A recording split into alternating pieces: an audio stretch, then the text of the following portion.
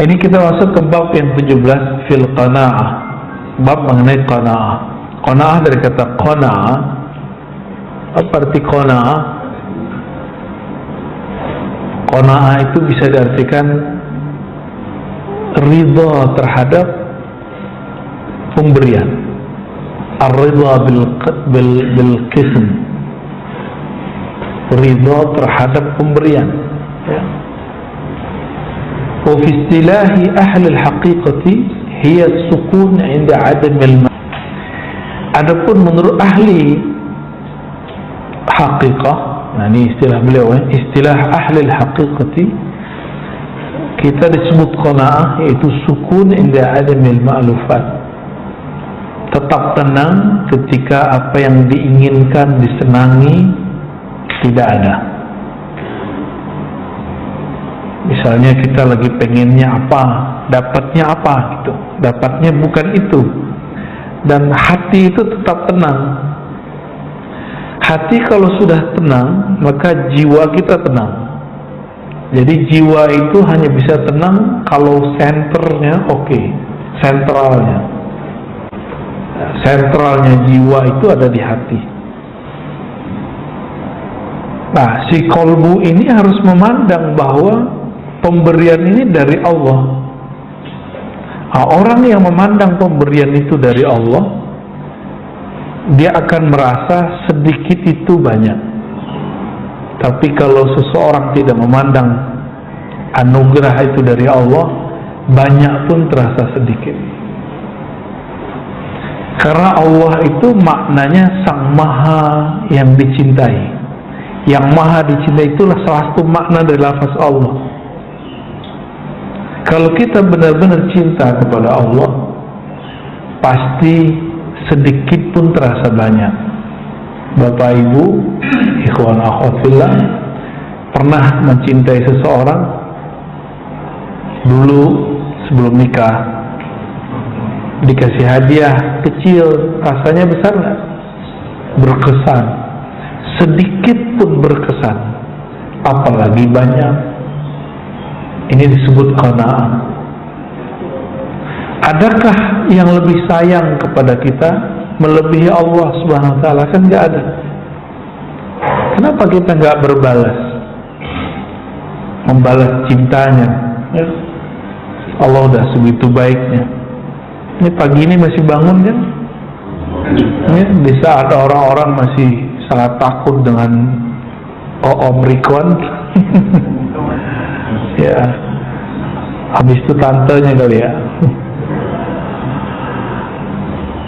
Ini nikmat sekali, nikmat Allah berikan rasa tidak was-was, ya. Kalau ada yang hati-hati silakan, ya.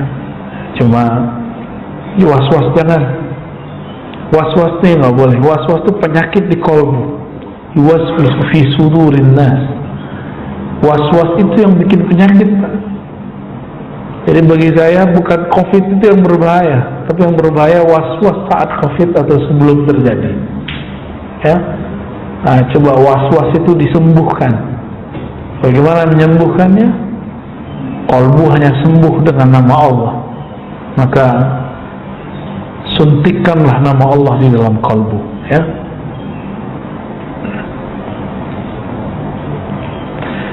Wa qala hiya al-iktifa' bil qalil, al-istighna' bil mawjud wa tarku tatallu' ila al-mafqud. Ya, artinya sama, ya. Wa qala Ikrimah rahmatullah alaih.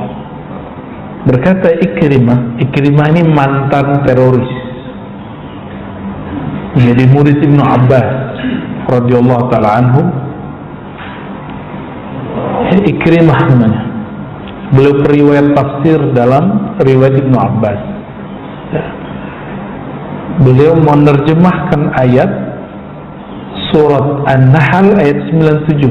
Man 'amila salihan min dzakarin aw untha wa huwa mu'minun falanuhyiyannahu hayatan thayyibah.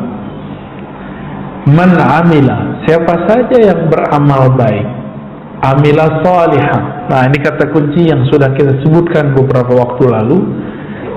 amal saleh bukan semua amal ibadah. Ingat, saleh bahasa Arab artinya munasib, cocok, relevan.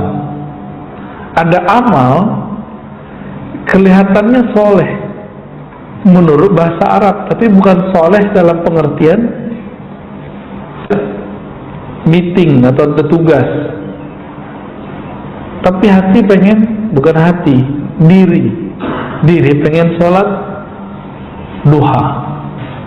Mana yang didahulukan? Kerja atau duha? Yang mana? Duha bagus gak? Bagus. Kerja? Enggak bagus.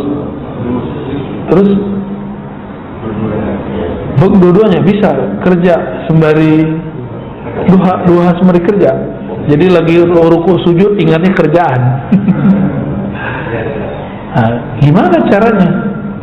Pertanyaannya dibalik ke asalnya. Kerja pakai kontrak nggak? Wajib nggak? Sholat duha sunnah. Nah, maka selesai dulu yang wajib baru kejar yang sunatnya. Jangan dibalik. Ya, ini kan soleh. Soleh itu bahasa Arab artinya sesuatu yang sesuai, yang relevan, yang sesuai dan relevan. Jadi ada amal yang kelihatannya baik tapi nggak soleh, itu banyak, ya. Dan bahkan di luar sana banyak orang yang meyakini amal dia baik, kalau dia lakukan di depan kita itu jadi nggak enak. Dan saya berkali-kali mengatakan ke teman-teman para pengkaji kitab-kitab bahasa Arab, baik gundul atau gimana, ini masa 1443 Hijriah, masa di mana tidak pernah ada masa sebelum ini yang mengalami kemajuan intelektual, spiritual, dan juga teknologi. Maka jangan putuskan masalah kita dengan membaca teks-teks lama, dan jangan hukumi teks lama dengan pemahaman kita yang serba cepat hari ini. Nah, ini penting sekali. Nah, antum ketemu teks di Quran tentang bab pakaian, lalu Nabi melarang satu model pakaian. Belum tentu model pakaian itu seperti yang kita pahami dalam bahasa kita sekarang. Itu Nabi dulu punya gorden bergambar, lalu kemudian beliau merasa kayaknya mewah, suruh copot karena zaman itu belum pantas, belum saleh, belum ada orang di Madinah yang pakai gorden berwarna, bergambar. Sekarang rumah orang biasa aja, kos-kosan aja gordennya udah ada motifnya. Di zaman ini nggak bisa disamain. Nah, banyak kawan-kawan yang salah kaprah membaca teks. Dia memahami teks dulu, sekarang ala dulu, gitu, bolak-balik. Nggak bisa begitu. Gak usah jauh-jauh lah masa Rasulullah. Ketika dulu Buya Hamka nulis, itu belum kebayang loh sama beliau ada sekarang smartphone kayak antum punya, YouTube. Nah, belum kebayang. Ayahanda beliau Haji Rasul, kawan dari ayahandanya, pendiri Muhammadiyah, pendiri NU, itu belum membayangkan Pak seperti yang sekarang terjadi. Haji Rasul itu dulu, ya, ayahnya Buya Hamka, Syekh Abdul Karim, termasuk berpolemik masalah ketika dari kalangan beliau ada yang pakai dasi, amal jas. Itu pakaiannya orang Londo. Tahu Londo Pak? Anak kecil udah nggak ngerti Londo ya. Belanda gitu. Saya masih ingat kalau kita nonton film Kolosar dulu, Belanda bangsat gitu. Itu kan bahasa-bahasa kasar itu. Udah masuk ke alam bawah sadar tuh. Padahal ya gitu-gitu amat ya. Akhirnya berubah masa, berubah juga kejadiannya. Di zaman itu ada namanya ordonansi, itu apa istilahnya? Pencatatan nikah. Difatwakan haram oleh para ulama. Tapi ternyata sekarang kita malah nyatetin nikah kita, ya kan? Jadi urusan mencatat ini dulu diharamkan, sekarang bersikeras itu orang-orang yang dulu sakral itu sekarang mengatakan boleh, bahkan wajib. Alasannya ini dan itu, ya. Banyak hal. Contoh lain, Nabi pakai sarung, Pak. Bapak pakai apa? Sarung. Bener sarung nih. Ini mohon maaf, saya ngeliat ada orang ngamalin sunnah katanya, tapi yang dia pakai celana dalamnya orang Arab. Ngerti nggak celana dalamnya orang Arab? Ada yang hari ini begitu? Semoga nggak ada, ya. Orang Arab pakai celana putih itu, dia pasti jingkrang celananya, karena itu celana dalam agak panjang. Itu bukan celana sholat. Ketika ada ustadz di Indonesia, dia memfatwakan bahwa bercelana di bawah mata kaki itu haram, tapi pas dilihat ternyata dia pakai celana ala celana orang Arab, celana dalamnya. Itu diketawain di sana, di Kuwait diketawain orang.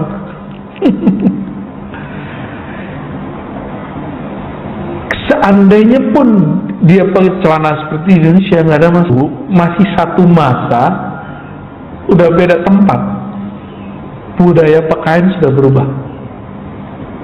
Jadi jangan hukumi orang dengan fatwa kita,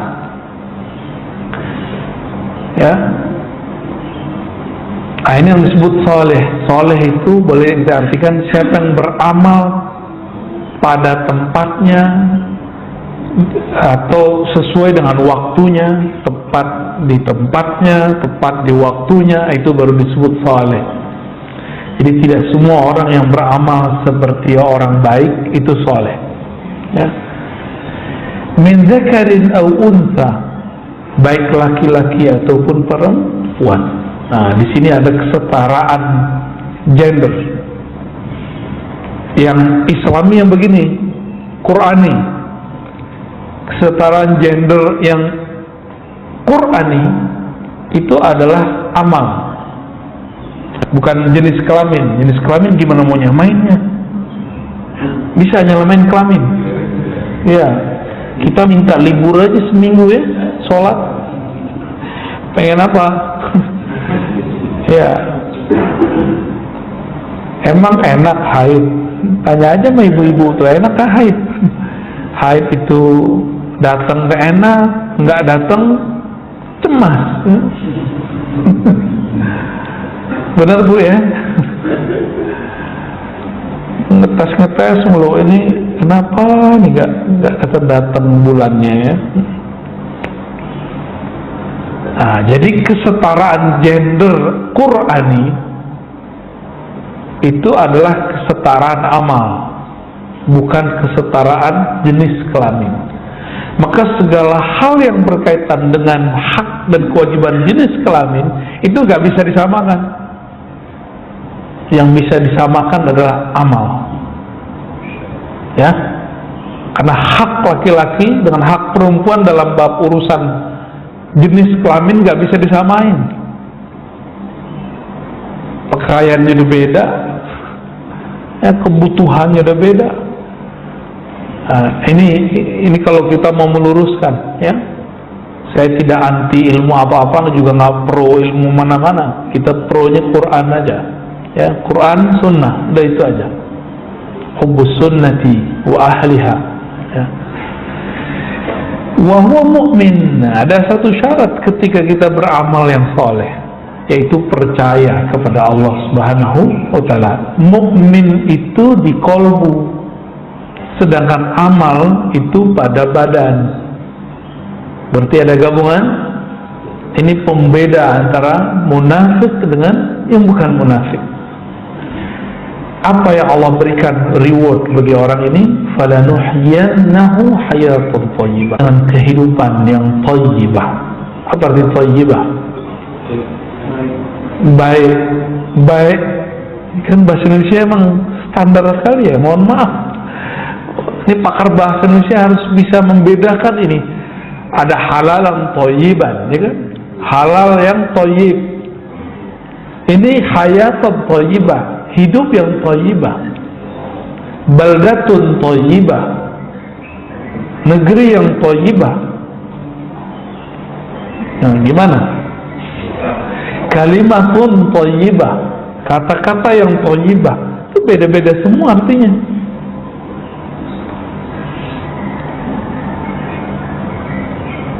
Kehidupan yang penuh dengan keberkahan. Ikrimah mengartikan al-hayatu thayyibah al-qanaah, hidup yang penuh dengan rasa qanaah. Itu yang disebut dengan hayatan thayyibah. Thayyibah karena dia merasa puas dengan apa yang diberikan Allah Subhanahu wa ta'ala. Ya. Jadi apa yang membuat kita nggak bahagia? Karena kita nggak puas dengan apa yang Allah beri. Itu sederhana aja. Dulu sebelum nikah, sebelum punya anak, sebelum punya rumah, penghasilan 700.000 sudah cukup. Sekarang 7 juta kayaknya nggak cukup. Naik 17 juta nggak cukup. Coba kalau gaji saya 27 juta, udah nggak cukup juga. Nah, terus gimana dong? Ternyata gaya hidupnya. Gaya hidup itu lawan daripada qanaah, gaya hidup yang berlebihan. Ya, jadi qanaah itu adalah obat daripada lifestyle yang berlebihan. Anda lihat nih, yang awal saya udah tepar semua Pak. Ya. As-salatu khairun minan naum. Kalau kasihan mereka ya. Udah khidmah. Ya. Wa fi qoulihi ta'ala la yarzuqannahumullahu rizqan hasana. Ya. Dalam surah Al-Hajj ayat 58, sungguh, ini sungguhnya 2 kali. La yarzuqanna, la, sungguh, belakangnya ada nun, itu arti sungguh juga tuh. Sungguh gitu.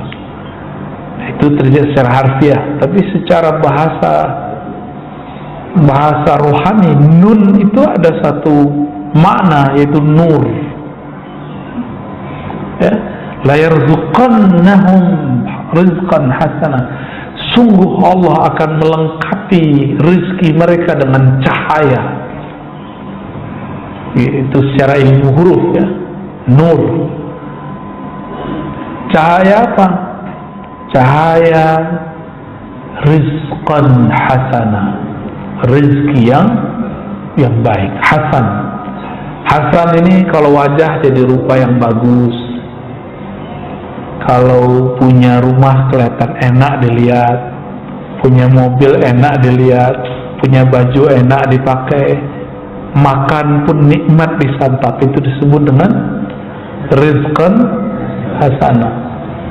Di mana Pak? Udah enak belum makannya? Enak ya.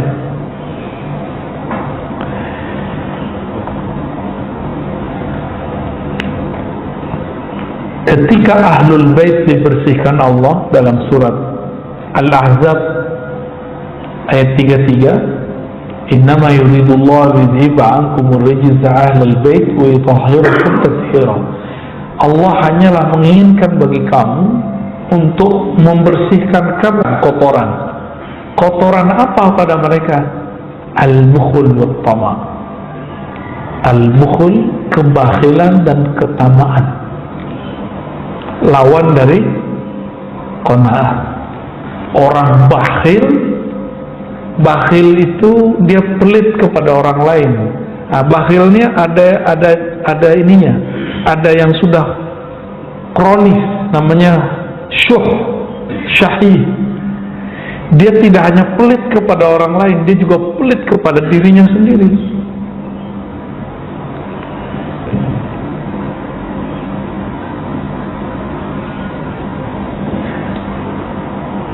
wa yutahhirakum tathira.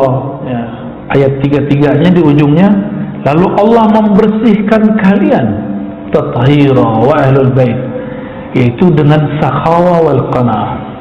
Lawan dari bukhul tadi apa? Bukhul wal wat tamak. Lawan dari tamak itu qanaah. Lawan dari bukhlun kebakhilan itu sakhawa, dermawan, sakhi, orang yang suka berbagi.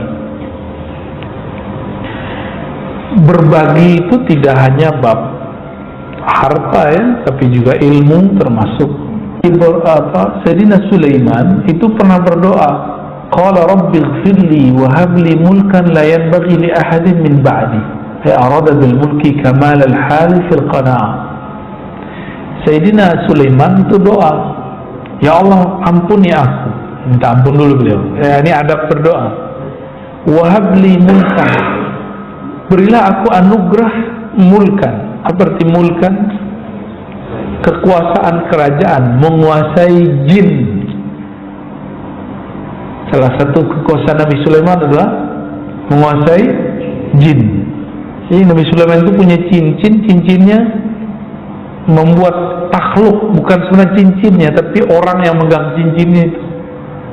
Tapi jin-jin yang sesat mengira cincin Nabi Sulaiman lah yang membuat ia sakti.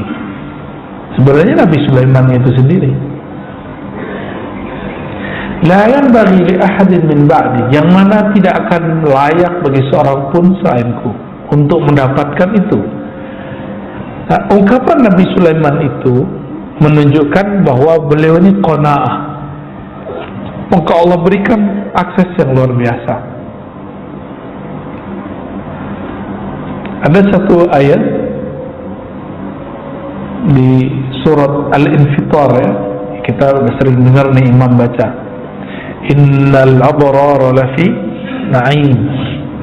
Sesungguhnya abrar, orang-orang yang berbuat baik, sungguh lafi di dalam na'im, nikmat yang banyak. Nikmat apa itu? Al-qanaah fi dunya, qanaah dalam kehidupan dunia. Wa innal fujara lafi jahim, orang-orang yang berbuat keji di dunia, fi jahim, dalam jahim. Jahim itu nama lain dari neraka atau siksa. Mereka tersiksa gitu. Maka cobalah lihat orang-orang hari ini yang lifestyle-nya tinggi, ya tiap bulan mau ganti HP kan repot Pak. Apalagi zaman pandemi. Ya, jerit orang-orang.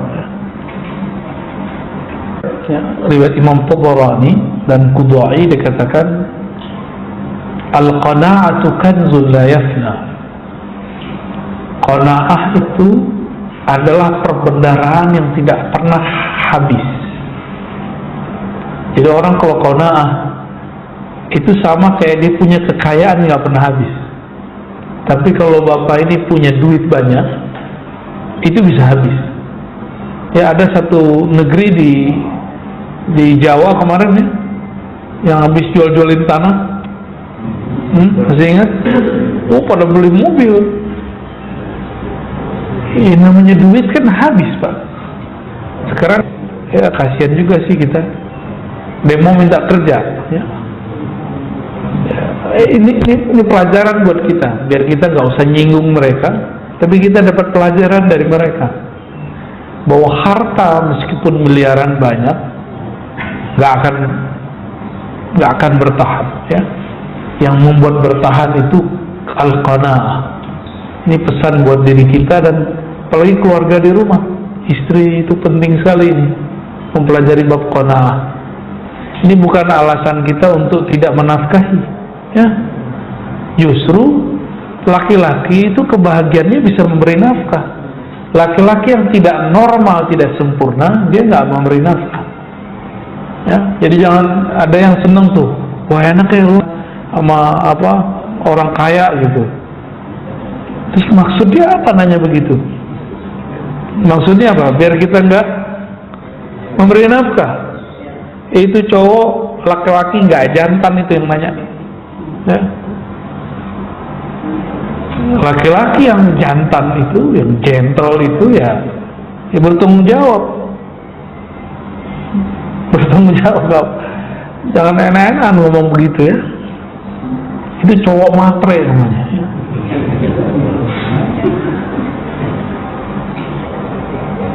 Harga diri. Waqala Nabi SAW,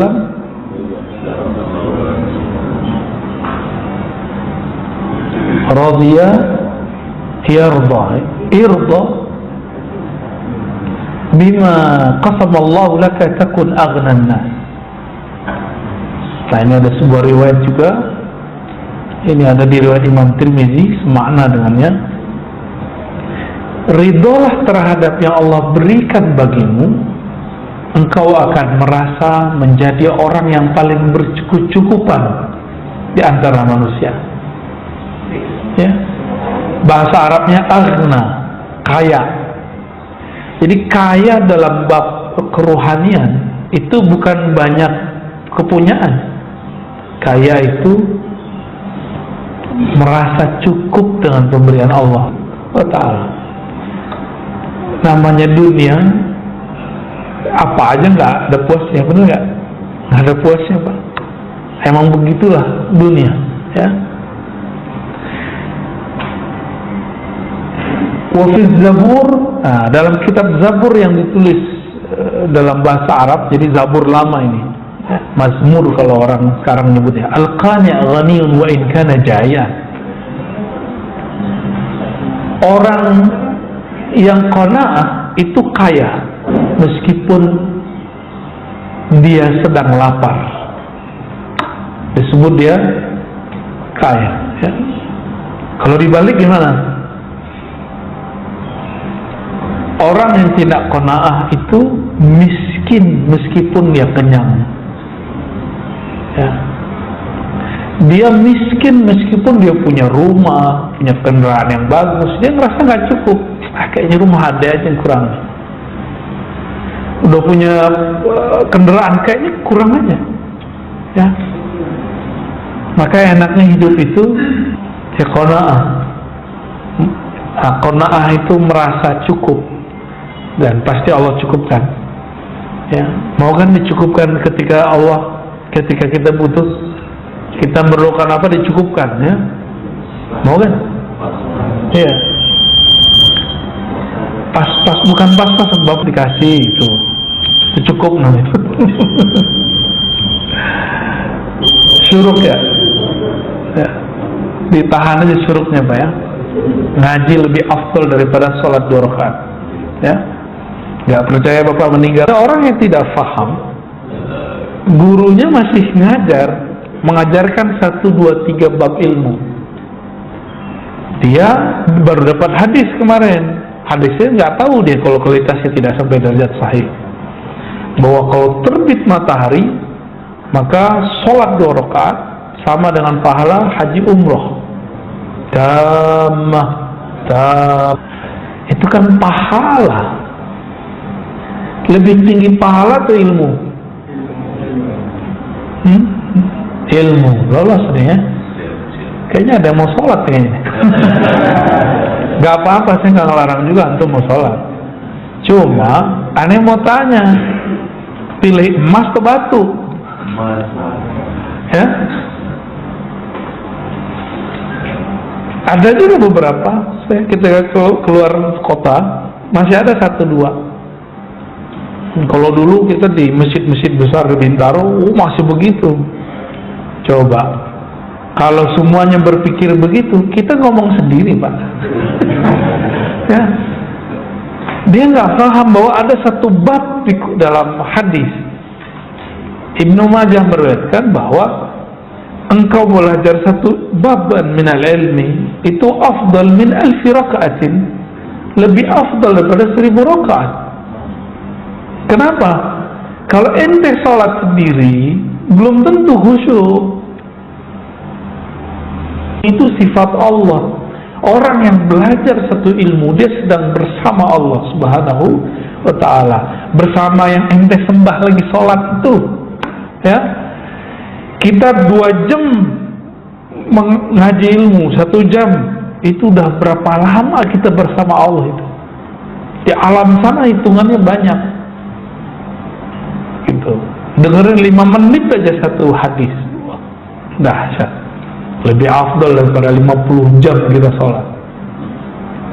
Nah, jadi ibadah itu jangan pakai nafsu. Ibadah itu pakai ilmu. Imam Ahmad kalau cerita ke putrinya, Tara akan datang guru saya kalau tahajud itu sepenuh malam, sepanjang malam. Kalau baca Quran sebanyak-banyaknya khatam. Kalau zikir nggak berhenti-berhenti. Ngineplah Imam Syafi'i di rumah Imam Ahmad. Diintip terus oleh putrinya. Kok malah tidur-tiduran, tidur miring lagi begini. Tapi karena lampu dimatiin, jadi Imam Syafi'i itu kalau ingin tafakur belum matikan lampu.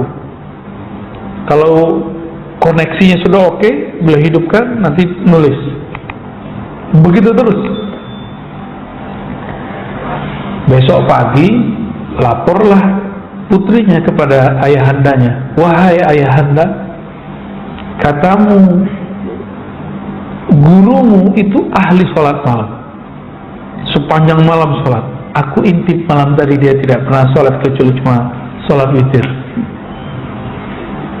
Sebutin semua, dilaporin semua.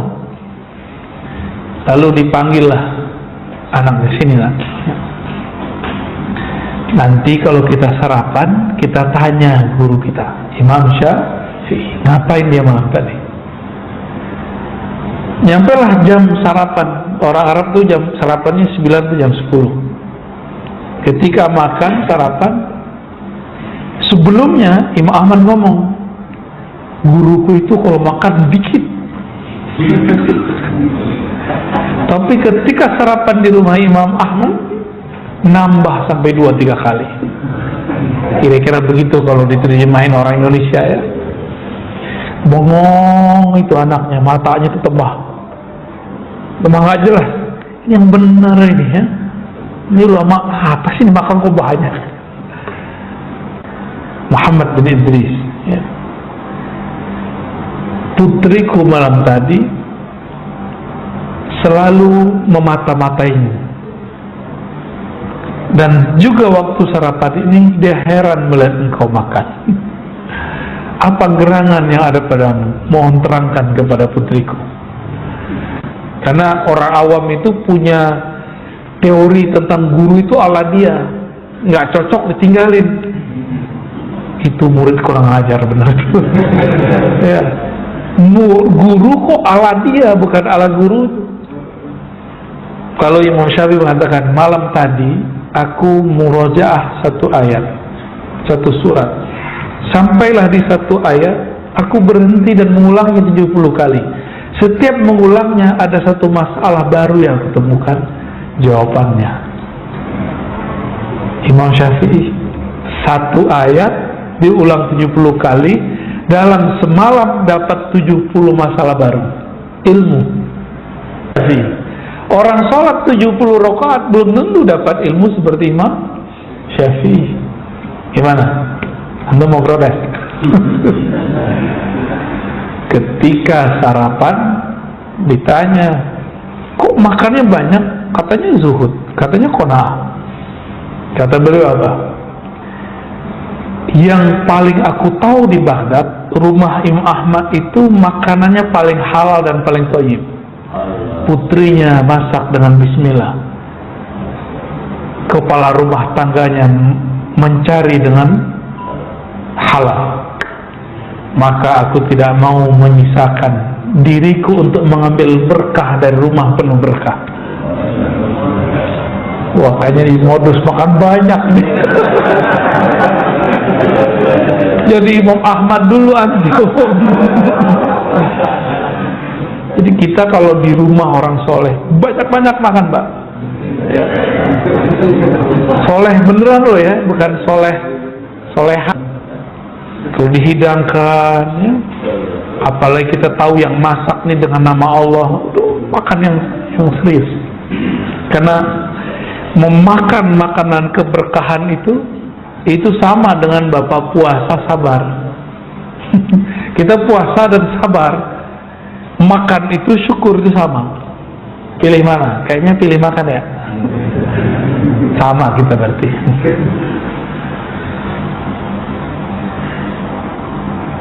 Nah, ini yang disebut saleh. Kalau di rumah orang yang halal makanannya, jangan makan sedikit, itu saleh.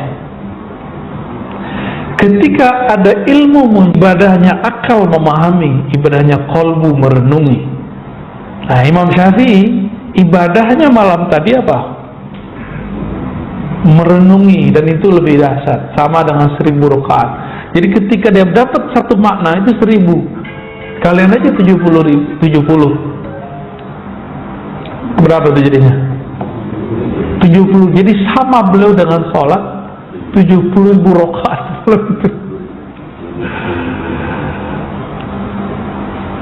Ketika Imam Syafi'i pindah ke Makkah, ke Madinah, ke Mesir ya.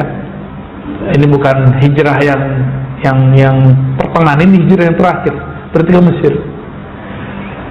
Setelah 4 tahun beliau tinggal di Mekah, di Mesir ya, apa yang terjadi?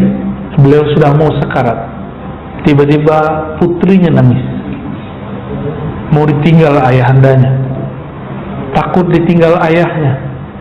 Siapa yang menjamin hidupnya di masa depan? Apa tanggapan Imam Syafi'i? Ya, wahai putriku, ini rumah aku sudah khatamkan 4000 kali Quran. Beliau baru tinggal di sana 4 tahun. Berarti setahun Bapak hitung aja sendiri, pasti nggak ngerti gimana cara khatamnya itu. Itu matematika Imam Syafi'i itu. Karena beliau mengikuti mazhabnya Sayyidina Utsman, sehari bisa khatam 8 kali. Sayyidina Utsman sehari 8 kali. Saya belum bisa ngejar itu. Tapi saya punya santri sudah ada yang bisa 10 kali sehari. Tapi nggak tahu cara dia baca. Cara bacanya itu bagi dia sudah 2 ayat. Bagi kita belum ya. Baik, Imam Syafi'i mengatakan apa tadi?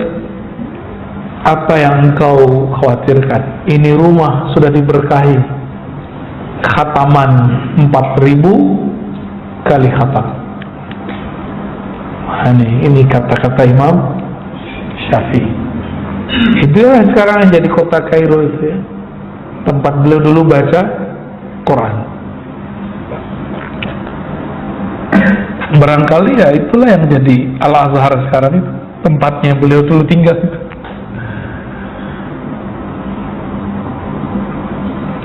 Man kanat qana'atuhu samina tabat lahu kullu marqa. Orang kalau qana'ah, makanan nggak enak jadi enak. Maka Rasulullah itu nggak pernah menghujat makanan. Nah, ini yang harus kita ajarkan ke anak-anak kita ya. Kalau kita nyantri sih dulu biasa Pak ya, tapi anak-anak sekarang nyantri ngeluh terus. Padahal nyantri sekarang udah jauh lebih enak daripada nyantri zaman dulu ya. Anak saya masukin ke pesantren, nggak bisa makan dia. Oh ya, ada yang lebih lucu nih. Ini dia pertama masuk pesantren muntah. Gaya bener kan? Ini ya. Al-'izzu fit ta'ah. Jadi Allah memberikan 5 pasangan ya, ada 5 pasang amalan. Al-'izzu fit ta'ah. Izzah, semangat itu ada dalam ta'ah.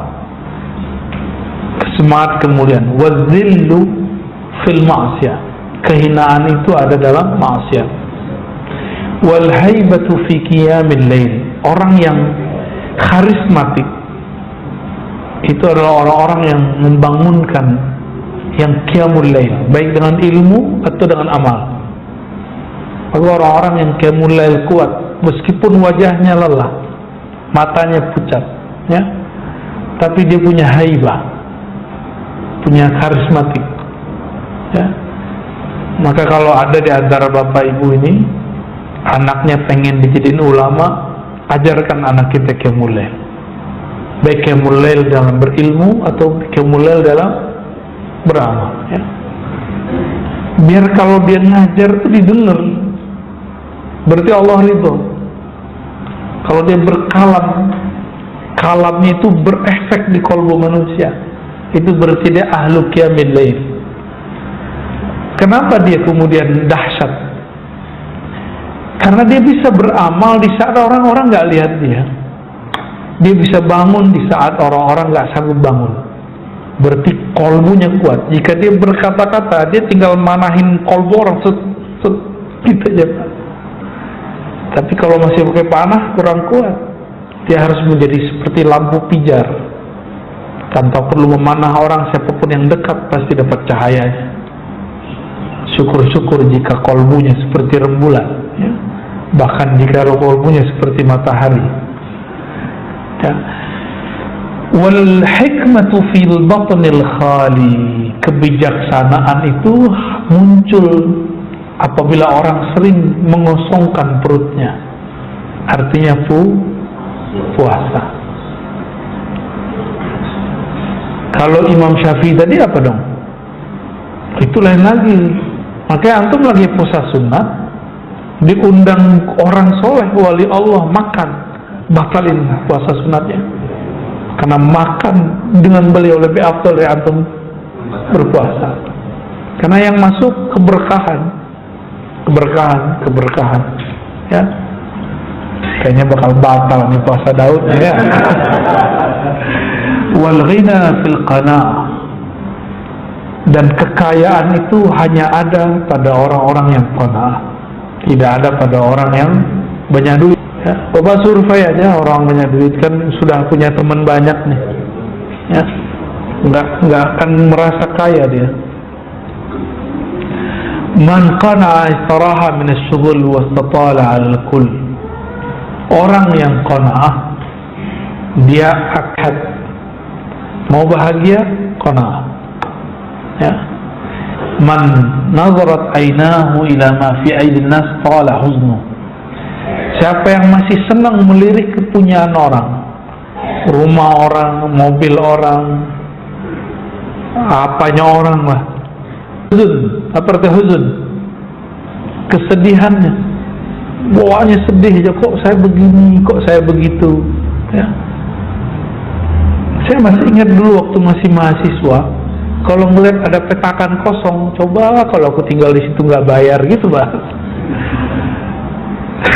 Bener nggak, sama nggak? Sama gitu ya. Waktu dulu masih mahasiswa. Sekarang udah ngeliat petakan kosong, nggak minat. Minatnya rumah gede yang kosong. Kalau ngeliat rumah gede yang kosong, ya Allah, ngapain ini orang kok tinggalin rumahnya?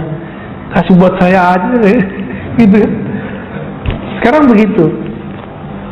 Nah, ustadz juga diuji, Pak. Ustadz itu ujiannya ngeliat tanah kosong. Serius. Kayaknya pengen bangun terus, ya. Pengen bangun pesantren kan modus itu. Donasi. Ada nasinya, ya. Ini hati-hati. Kalau para dai katanya kolbunya, ini nafsumu atau kolbumu, gitu, ya. Kita pengen bangun, ini nafsu kita atau emang manhaj yang diturunkan guru kita. Saya ketemu ada ajengan di Jawa Barat, kata gurunya, kamu kalau punya pesantren harus ada pembangunan lahir batin. Jadi walaupun nggak ada apa-apa, harus ada apa kek yang ente sedang bangun. Itu ijazah dari gurunya. Ijazah dari gurunya. Untuk apa? Orang kalau ada yang membangun, berarti dia ada usaha untuk mengumpulkan dana. Dan saya tanya, kamu terima dana dari pemerintah Pak? Enggak. Dari partai? Enggak. Terus dari mana? Ada aja. Gitu. Jadi dia nggak ngantungin hatinya kepada makhluk. Nah, itu boleh, itu nggak apa-apa.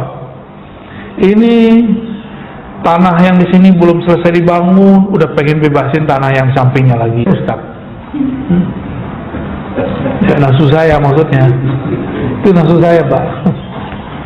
Makanya ujian saya waktu beberapa tahun kemarin adalah melepas apa yang saya imajinasikan bakal jadi pusat pesantren. Kita lepasin talak tanah, Pak.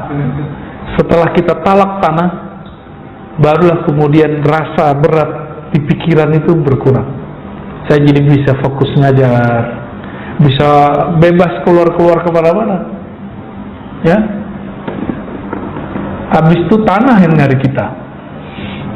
Oh benerlah kata Nabi dari hadis Imam Ahmad, hadis Imam Tirmizi, siapa yang himmahnya dunia,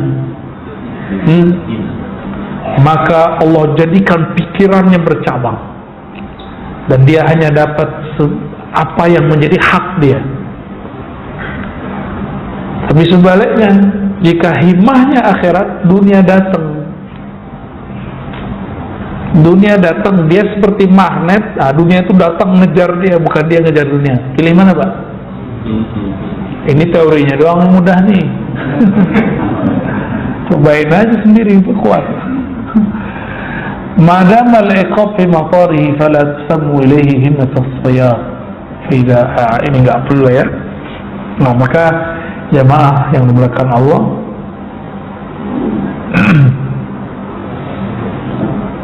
qanaah itu sederhana, terima apa adanya, ridho dengan yang diberikan oleh Sang Maha Kekasih. Mulailah qanaah dalam hidup. Mulai di rumah nggak menghujat makanan istri, ya. Itu latihannya seperti itu. Praktekkan itu ke anak-anak kita. Semoga anak-anak kita ikut qanaah. Amin ya rabbal alamin. Maka keluarga itu akan jadi keluarga yang mubarak, keluarga yang penuh keberkahan dari Allah Subhanahu wa ta'ala, ya. Wallahu a'lam bishawab.